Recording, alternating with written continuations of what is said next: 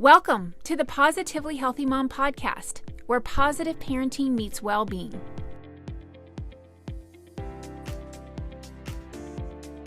Hello, everyone. Welcome to today's episode of the Positively Healthy Mom. I'm your host, Laura Ollinger, teen and parent well-being coach, and I'm very excited and honestly honored to introduce you to today's guest, Dr. Becky Whetstone, who has got a PhD in marriage and family therapy. So welcome to the show. Wait, actually, what do I call you? Dr. Becky or Well, what are your...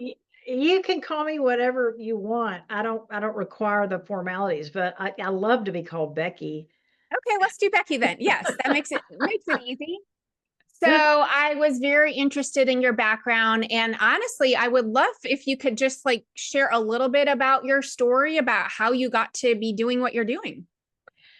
Yeah, I'm a person that was kind of born interested in people. I'm a very curious person, and so at a very early age, I was grabbing the newspaper from my parents to look at advice columns, and the Ladies' Home Journal would come, and there'd be like, "Can this marriage be saved?" was in there, and so I thought I wanted to be a advice columnist. So I went to college and became a journalism major, but I got married straight out of college and took the housewife path. I was married for 8 years to my kid's dad. We had two kids, and we lived in San Antonio, Texas at the time. And we went through a marriage crisis. I would say about, less than a year into my marriage with this guy who was my dream man in every way. Mm. It's like he just slammed the emotional intimacy door in my face. And, it's like he'd been so loving, so demonstrative, just so everything into me. And then the next thing you know, he turns into an ice cube. And Mm. so I spent like 5 or 6 years or after that, trying to get him to come back out and play with me or love me or be with me or, unfreeze yourself. Yeah. And he just wouldn't do it. He was over time, you see that someone's all talk and they're no do, and Mhm. so that led us to a marriage crisis in 1992. And so we went through this crisis. Of course, we went to the marriage therapist. The marriage therapist said, "Becky's a zero motivated. She doesn't want to work on the marriage." So the marriage therapist said, "I can't help you. You two go back out, go back home. And if you get motivated to work on the marriage, come back." Well, this made no sense because they were like sending us out into this. We were both in an extremely stressed out state, trying Mhm. to decide what to do with our marriage. What about our kids? What do we do? Like, how do we fix this? No one to help us. And we created a disaster on our own. And Mm. I've gotten to see how it played out over the last 30 years. And of course, I had to get a job after we got divorced, and so I went to work for the newspaper in San Antonio, and I started writing about relationships, and I became kind of a relationship guru in San Antonio in radio, television, and the newspaper. And people always gripe that I didn't have any credentials. You're not a psychologist, you're not a whatever. Yeah. So I went to graduate school after a few years to shut everybody up, and I thought it might ruin me because I'm kind of an outgoing, funny girl, and I thought it's going to make me too serious. As you can Mm. see, that didn't work. But I did learn to, the deeper side of relationships. I learned about the research and how important that was, and the different theories of helping people, and it just took me to a deeper level of thinking and understanding that I'm so thankful that I got. And my cohorts talked me into getting the PhD also. So I just went to school for 5 years and came out. While I was in the dissertation process, though, I studied marriage crisis and what could have been done to help our marriage, because I was still bothered by this so Mm. much. And I found this mother lode of wonderful information, and I was going like, why don't therapists know about this? And of Mhm. course, I found out in graduate school they don't teach us about how to help people in marriage crisis. So when I got out of school in 2006, I said, "All right, well, I guess I'm going to have to do this myself." So for the last 20 years, I've been seeking to fill the void in our training to help couples in crisis to create a plan for them and help them through one of life's most distressful experiences, help them stabilize and make really wise decisions. And I oversee the entire process. And I call it marriage crisis management. Like I'm a Mm. manager of their marriage crisis, an overseer. And and people are really grateful for it. So, my book, I have a book about it. It came out in February. It's for therapists and for anyone Oh, who is cool. unhappy in their marriage or wants to know what to do in a marriage crisis. So, Mm, it's now the world's starting to wake up, and marriage crisis is actually starting to become known, and hmm. people are using my work to help couples basically all over the world. That's amazing. So, where did you come up with? I mean, you probably gathered all this research, but like you created basically your own method. So, did you get that from your personal experience or from the research, or you combined it? How did you do it? Oh, everything. I Yeah. mean, everything. It was, multiple factors, but as soon as I got out of graduate school, I started advertising. Then back then, there Google was not like really much of a thing in 2006, believe it or not. Like I first started out with yellow page ads, believe it or not. Mm, But I started hanging my shingle out to try and attract people in marriage crisis. And then, hmm. and then people in San Antonio would recommend me to other people. And I was using the research that I had discovered, plus all the counseling theories that I'd been taught in school and everything, to try and, create a way of helping these people. And so Mm, over time, I tweaked it and I found out what worked and what wasn't so yeah. great, and so I would say after 20 years and working with thousands of people, I've really see the patterns of behaviors. I know how things are going to play out. I can predict if you do this, the other person's going to do that. So, Mm.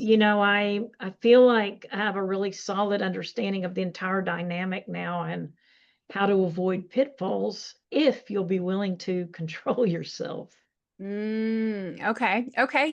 Well, I would love to hear what would be your top tips in the time that we have allotted, just a few off the top of your head that would be easy for people to just start learning about today and maybe even start applying today because um it's one thing to understand, oh, I should do this, and then it's a whole nother ball game to actually do it.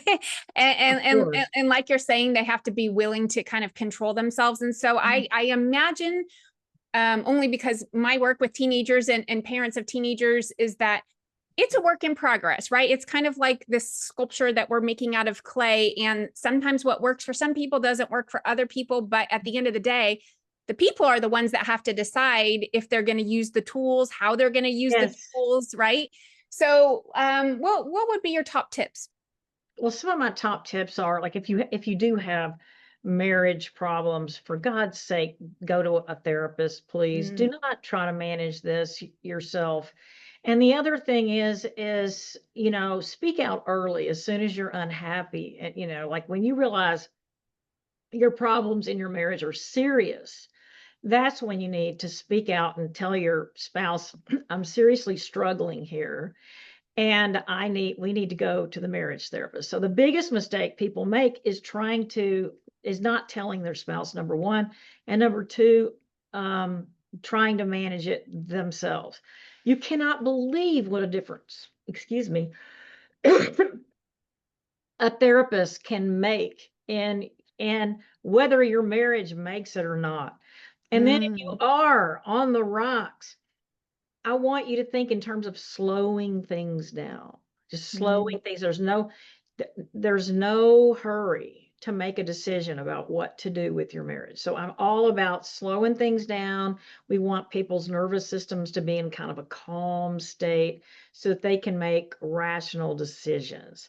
And of mm, course, I know you're interested in the kids aspect of it, and the kids are all important throughout this process. And so one of my things I coach people to do is tell them like you have to put your kids first.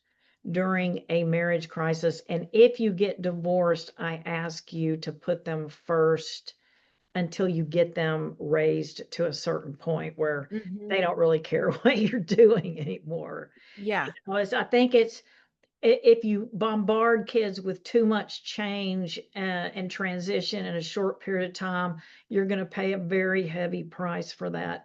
So I'm asking people to, let's slow this down, and every little change in the process, let's take it one bite at a time so the whole family can adjust to it.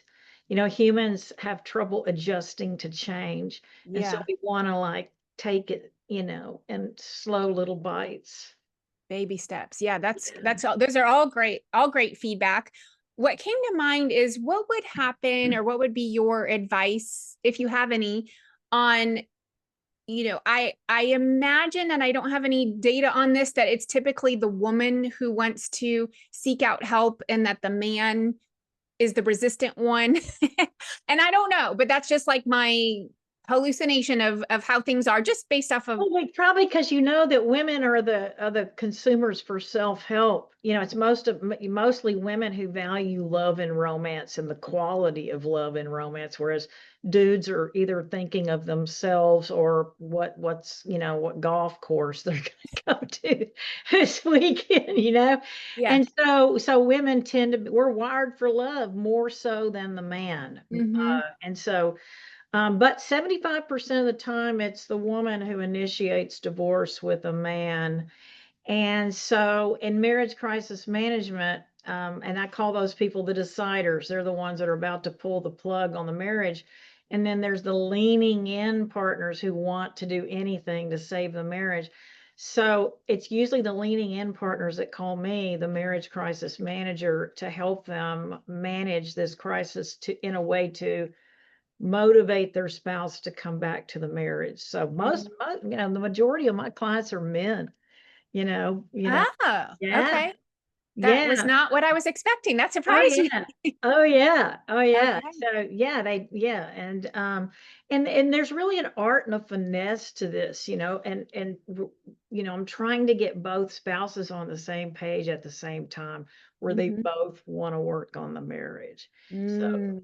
there's a lot of self-control involved in this, and sometimes we have to do a separation with a timeline, a reason, and a purpose.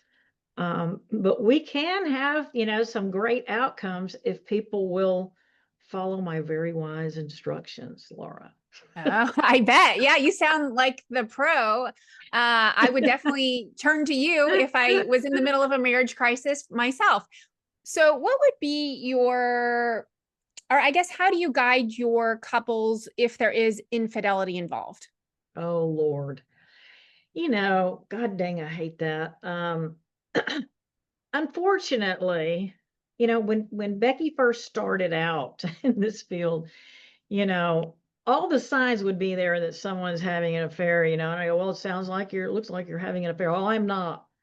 And then of course you find out later that they were. Hmm. So Yeah. like I was played the fool so many times in the beginning, that now I cannot be fooled anymore. Like I will not be played the fool anymore. So if someone says things like, well, I was just talking to her, or it was an emotional affair only, or we only did it one time, all that kind of stuff, I will not even entertain.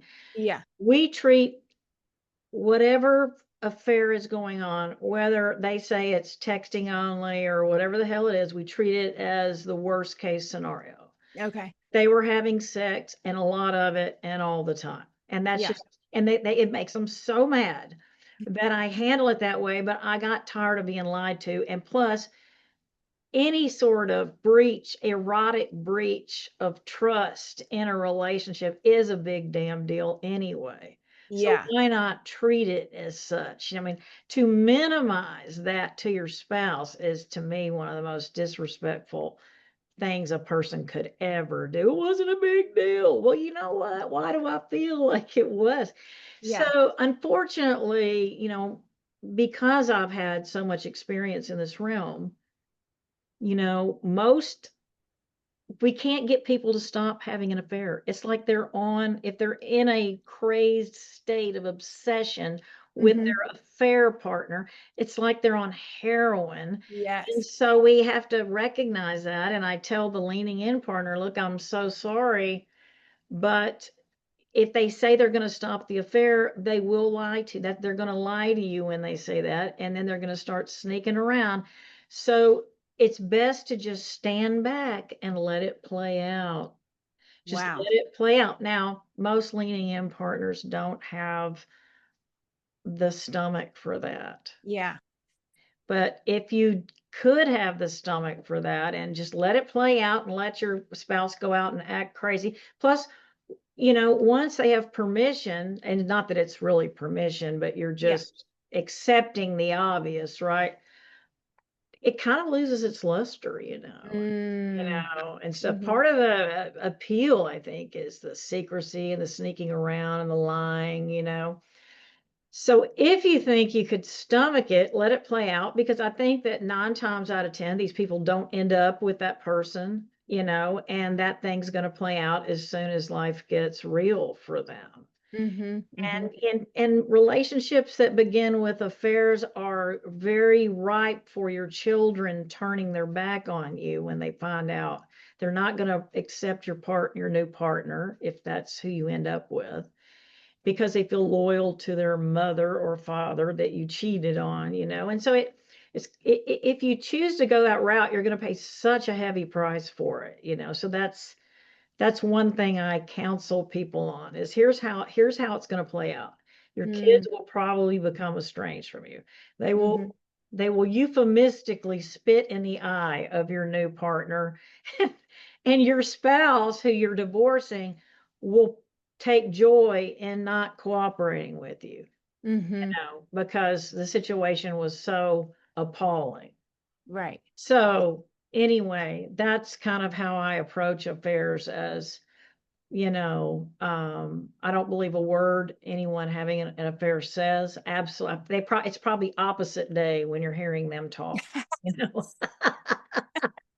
you know, Yeah. it's just like, it's just the nature of that beast. So Right.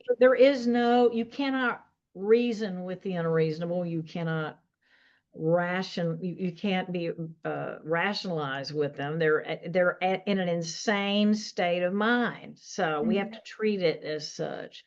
I'm sure that's not the magical answer you were hoping I was going to say. And I know that there is really no magical answer. I'm curious though, for the leaning in partner, you know, I know there's not like a specific timeline, but how long do you give before you just can't give anymore? Well, first of all, very few are willing to tolerate that. Yeah. Very few are willing to give that a shot. But during this period of time where this is going on, even if the decider comes back to the marriage, they're not going to ever go back to how the marriage was. They're not Mm. going to go back to status quo. Mhm.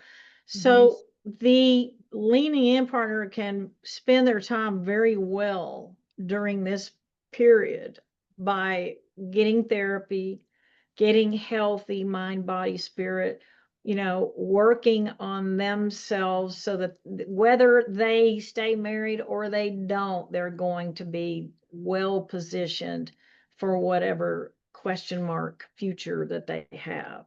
Mm. So that's a time where I say take your focus off of the obsessing about the affair, which everyone does, of course, Yeah. and being a private detective and all that stuff, Yeah. and put that energy into healing yourself. Mm. That's great advice. I really like that. So let's kind of skip a little forward, maybe, and imagine that whether it's affair related or not, but marriage crisis explodes, doesn't take your advice, it doesn't go the way you're guiding them, and they do end up in divorce. What happens next when people start dating and have start mingling, new families and blended families, whatever that looks like, whether it's living together or not living together. I know that statistically, like a second marriage is a higher chance of divorce than first marriage. So guide us through your thinking on that whole situation. Yeah, well, the reason the divorce rate is higher is because of the blended family dynamic and how hard it is to get it right. And I've seen couples who just loved each other dearly have to get a divorce because their families just couldn't meld. They just could not get it to where the group was happy. Everyone was really unhappy. Mm-hmm. And so that's really sad. I will tell your podcast listeners there is a researcher in the field of step families called her name's Patricia Papper. Now you would it's spelled paper now. Okay. Paper. Oh, okay. Patricia Papper. Now you should have her on your show. Okay. She has done the vast amount of research on step families and blending families in the world. And she's very accessible. You can email her and get her on your show.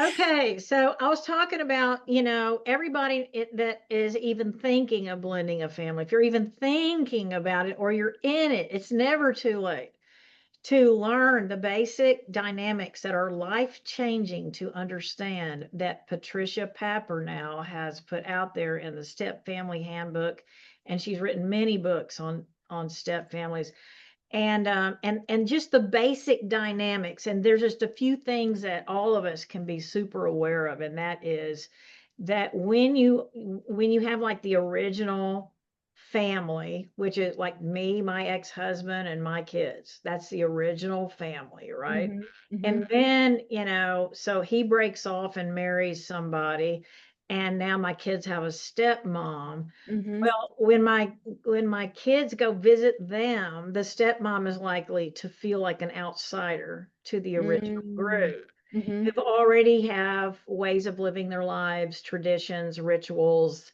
bath times, the kind of foods they eat, and everything else.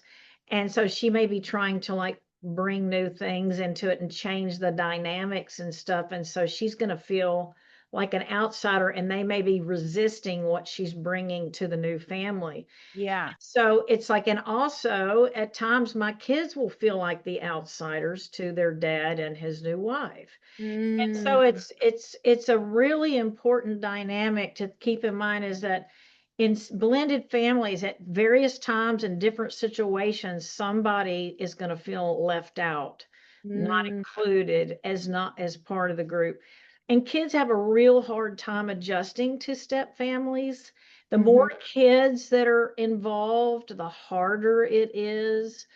And the most dicey step parenting dynamic is the stepmom and the stepdaughter. As you Oh, as you could probably imagine, that's the yes. most difficult one. And just another rule of thumb is to not force people on your kids. Don't force them to call her mom or dad a dad. Don't force them to participate. Don't make it like my kid's dad used to say, did you get her a Mother's Day card? Did you tell her Happy Mother's Day? He was wrong to do that to my kids. My kids didn't want to do that. And he was Mm. trying to, force them to do things that they didn't feel in their heart. Many kids will end up loving their step parent, and Mm-hmm. many kids won't, and you've got to let your kid be where they are. And again, if they don't want to go out with the whole family, they shouldn't have to. And also, if you get a divorce, even though you remarry, you've got to still spend quality one-on-one time with your child as an individual. You Mm-hmm. you have 4 children, so if you did that, that would mean that you're going to make a point of spending alone time with each one of your 4 children. Right. Right. And so, that's why I say, like, uh, uh, just you need to be educated in this because and because it's going to make such a big difference to your children's outcome. Mm. And you need to also allow your children when they're with you to be loyal to their mom or dad who's over at their house and to still love them, have pictures of them, talk about them or whatever they need to do. Right. Last but not least, imagine that for your child to come over to you and your new wife's house, that they may never feel comfortable. They may never feel as comfortable in that house as they do back at their original home, or, Hmm. when they're alone with their mom or alone with dad. Right. So don't expect them to ever settle. It's very unsettling for kids. Divorce, for the most part, is something that we foist on them. Right. They have to deal with it. Yeah. So we need to be very empathetic to the situation that we've put them in.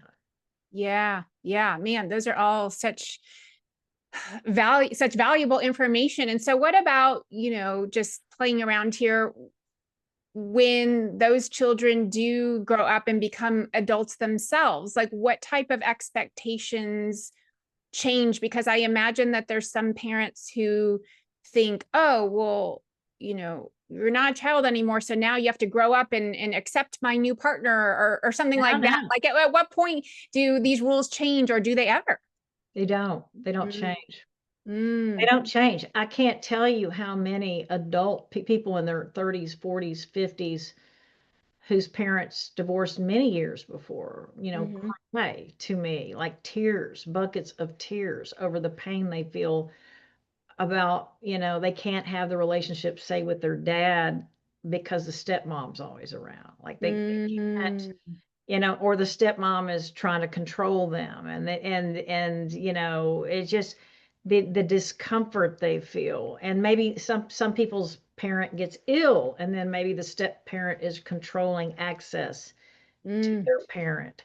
mhm, And I've just seen people just cry and just be brokenhearted, over, it's like a loss of their parent to the step mom or dad.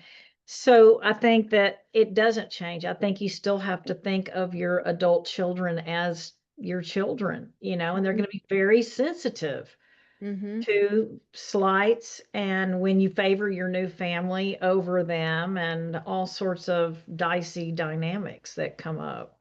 So mm, I wrote a blog, and I hope everyone will visit my blog, Becky Whetstone, on Medium. I've written about every subject known to man, including step parenting. Um, but that it doesn't, people that say I'm going to get a divorce when my kids graduate from high school, why wait? Because it's going to be just as hard for them if they're out of high school, in college, or post college, as it is when they're still at home. So don't think you're doing your kids any favor by waiting around. It's mm, going to be really difficult for them to adjust to this, no matter what, how old they are. Now, you know, I've seen people that said my parents' marriage was so horrible, I was relieved when they got a divorce. You mhm, will see that, but that's the exception. I mm, mostly hear about kids who wish their parents had not divorced. yeah. My kids used to tell me, like, the worst thing in the whole world was divorce. That's what they always tell me. You know what the worst thing in the world is, Mom? Divorce. Mm, Which just crushed my heart. yeah. And we Yeah. wish, Mom, you and Dad could get along. We'd give anything if you and Dad could get along, and it just Mhm. break my heart. Yeah. Yeah. It is. It's heartbreaking. It's Well, heartbreaking. yeah. Well, I think like kind of going there hopefully made people who were early in the process, when they're still in their crisis, Yes, to hear that out and to like hear all, and I'm sure most people think of it in a cognitive sense, but to kind of internalize it in their heart. And I think that's probably what most people are afraid of, is hurting the children. But hopefully they can use that as motivation and fuel to push them to absolutely. You can do whatever. this with wisdom. That's why I'm trying to tell Right. everybody, don't do this alone. Get information. Go talk Hmm. to therapists. Talk to people that specialize in children. Read Patricia Pappernell's books. Be armed with information, because it makes all the difference in the world. But just try to put yourself in your children's shoes. Yeah. Yeah. I think that's so important. So important because they didn't choose Yeah. this.